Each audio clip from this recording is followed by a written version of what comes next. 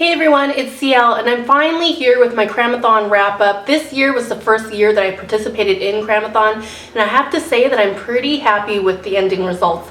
So during Cramathon we were given 7 challenges that we were trying to work towards achieving. So I'm going to go through those and also touch on the remaining TBR that I had, and yeah, so we'll just start right at the top.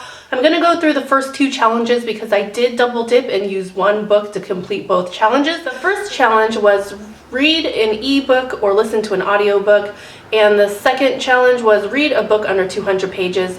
For this challenge, I read The Tao Te Ching by Lao Tzu, which is ancient Chinese philosophy. I do have to say though that if you do pick up the Tao Te Ching, you absolutely will need a translated copy because the original is written in ancient Chinese.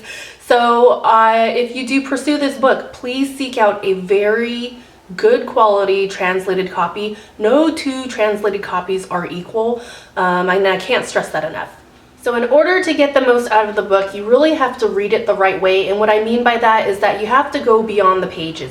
You can't just read the words like you would a fortune cookie. You really need to sit and understand what is being said and really apply them to your life, apply them to life in general, and really reflect on the message that is being conveyed.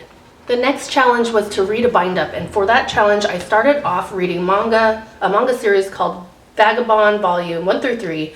I ended up picking the second volume, which is volumes 4 through 6. And I really enjoyed this series. The best way I can describe what this is about is about a young samurai who is striving to find enlightenment by the way of the sword. And I know that doesn't tell you much. I can tell you that it's a really great series, but I will be the first to admit that it's not for everyone. It is rather violent and testosterone filled, but the story itself is a really great story. It feels like one of those stories where the character goes on a long journey and in the end he's supposed to learn something. That's just what it feels like right now. I mean, I could be totally wrong and in the end he just learns nothing and dies, but I really like this manga series. I do plan on continuing it, but once again, it's not for everyone, especially if you don't really like violence. This manga series is pretty violent, but the storyline is actually really amazing. I'm excited to see this journey that this character is going through and to see if he finds what he's looking for.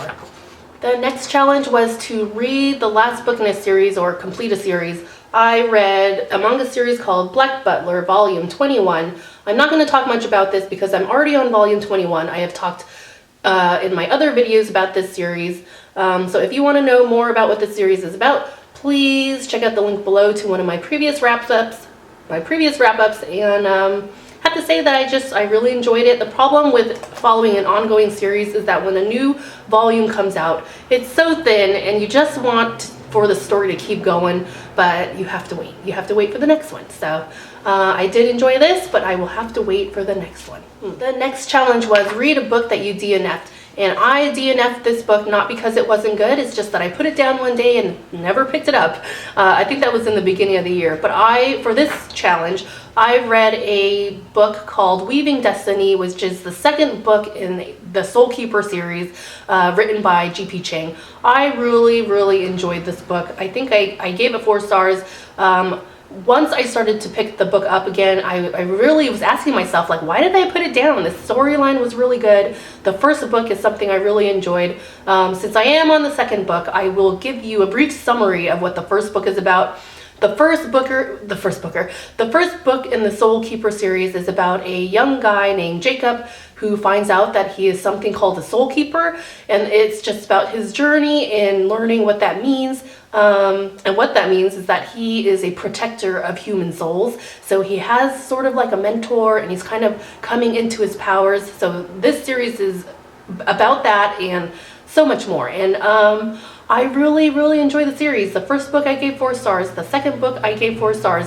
The first book is actually free on iBooks, so I do recommend checking that out, especially if you're into like supernatural things. I think you'll like it. The next challenge was to read a graphic novel, or as many as you can. So not only did I read Vagabond and Black Butler, I also picked up a manga called Akuba no Riddle. And what this manga series is about, it's about this person here, this girl here. She's an assassin. She transfers to a school to assassinate her target. She doesn't know who it is. She just knows it's someone in her new class. But the problem is that her entire class, other than the target, is full of other assassins trying to get to the same target. I really like the idea of the story, but the problem with the first volume in a manga series is that you barely scratch the surface with what the story is about. Most of this volume we spent kind of being introduced to the characters, and it was a classroom of characters. So I ended up only giving this book 3 stars, but not that it doesn't have potential, but it's just very introductory.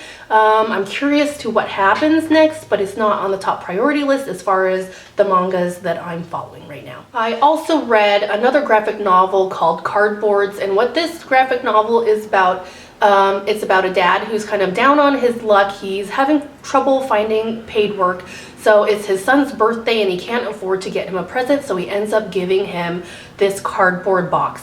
So with the cardboard box, they end up making something out of it, like making a person out of cardboard. And what happens next is that the cardboard actually comes to life. And at first it's really exciting, but eventually through the graphic novel, it's like a slippery slope, and mayhem ensues. I like the idea of the story, but the story itself didn't blow my mind, but it was really good. I mean, I gave it 3 stars. It wasn't that it wasn't good. I just wasn't wowed, wasn't blown away. All right, the next challenge, or last challenge, was to read 5 books. I absolutely did read 5 books. And since I had time left during my Cramathon, I was able to fit in another book, which was Crier's Cross. I bought this book at a library sale and just kind of wanted to read it on a whim. The summary sounded very promising. It's about a girl who lives in a small town. Some of her classmates go missing, and she starts to hear whispers from the beyond of them asking her to help them. Now, I really liked the summary, but I think the execution was a little lackluster. It was very underwhelming. The most exciting parts of this book were like the last 10 pages. All the other pages were very underwhelming, and I just didn't like this. I mean, during Cramathon, I was saying that it was a 2-star read, but I hate to do it. I'm gonna bump this down to a 1-star read. I did not like it. I feel terrible for having to say that, but it's just the truth. So yeah, that is the end of my wrap up for Cramathon. I'm very happy with what I was able to accomplish my first time doing Cramathon. But other than that, that is it for now. I will talk to you all later. Thank you all for watching, and yep, that's it. See you later.